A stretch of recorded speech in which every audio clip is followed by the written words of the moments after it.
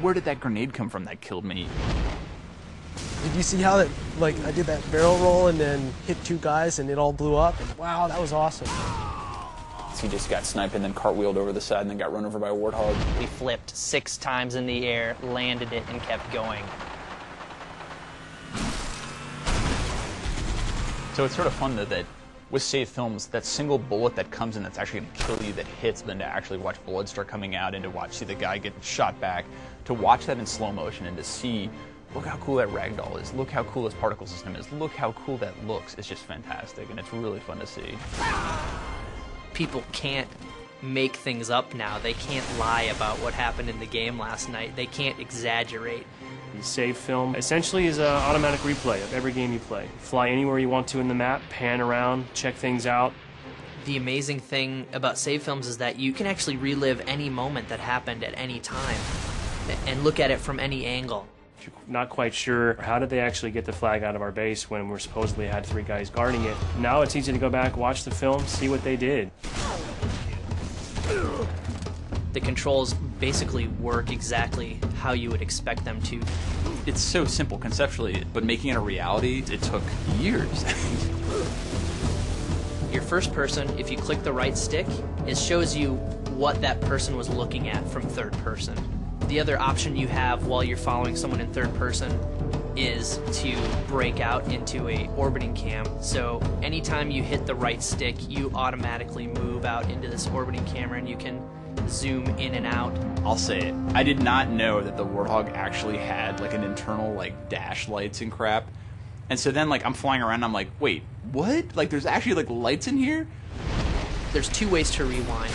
You can either press left on the D-pad, which is a shortcut, or you can bring up the control pad, highlight the back button on the control pad, press A, and you'll rewind that way. Every time that someone rewinds in a save film, I hold my breath because there's like, it's like God reaching in and being like, make magic happen, and then it magically just keeps working. Like, the complexity of that system is so insane.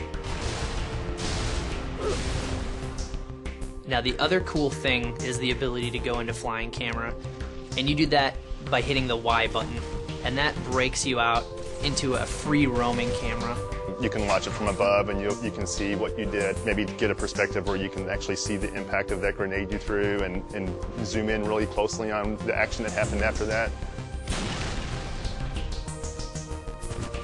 So there's one group who's like, no, don't allow it, they're gonna see too many lies, it's a pain in the ass. The other side was like, look, flying cam is cool as shit.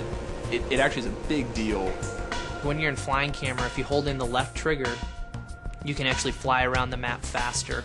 And then the right trigger is your speed control. If you hold down the right trigger in just a little, you'll notice it's slow motion. And if you hold it in all the way, it actually becomes fast forward. I want people to be able to make those snippets, be able to make those moments and share them and be like, look at this awesome game, look at these crazy things I did, and that's so awesome, and I want that to be inside our engine, not to have to go to some external site. Save films and Forge, I think, represent the coolest features that we have in Halo 3. We're giving them the tools to basically play Halo how they want to play it. They can set up any map however they see fit. It's just crazy how much a map will change with just a small variation of either weapon placement or just where the flag spawns in CTF. If you don't like it there, move it 1 meter to the right. If you want to in Forge, you could build your own base on the beach, maybe add some turrets for defense, add some crates to hide behind. Try building a building out of fusion coils and then blow it up. You could have 50 versions of Sandtrap that are each built differently, that each emphasize a different type of game style. Forge is actually an old school Bungie name. It was the name of the map editor for the Marathon games. It's kind of a nod to the hardcore Bungie fans. One of the guys on your team is this partially omnipotent little monitor flying around, dropping weapons for you and holding crates to block enemy fire, picking up your Scorpion and carrying you to the other side of the map. It's like the hand of God that has come and picked up this large vehicle and started slinging it around right in front of this guy's face. Your buddy can drop a bubble shield in front of you, now instantly you're protected.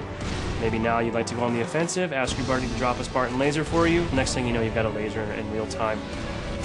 Once we realized we could do something like that, we're like, This will be the mother of all multiplayer matches. You can manipulate everything on the map. It's not just weapons and grenades and vehicles. It's spawning. It's where the flag sits. It's where the turret sits. It's every single object in the level.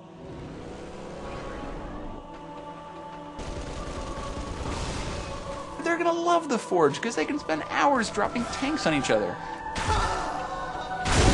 Each item has a cost associated with it. You have only so much Halo currency to spend on a particular map. Yeah, I've joked that people are going to take our maps that are broken, and within a week they're going to fix them because they're actually going to make the real version of like, hey, you know what, Bungie, your version of territories in this level sucked, and here's the real one. we're not really sure what people are going to do. People are going to figure out new ways to use the Forge that I think we don't even understand or know are possible yet. The next crazy thing that you're like, oh my god, they just took Forge and they took save films of that and they added voiceovers and they just did Macbeth. Holy crap, like that's crazy and that's awesome.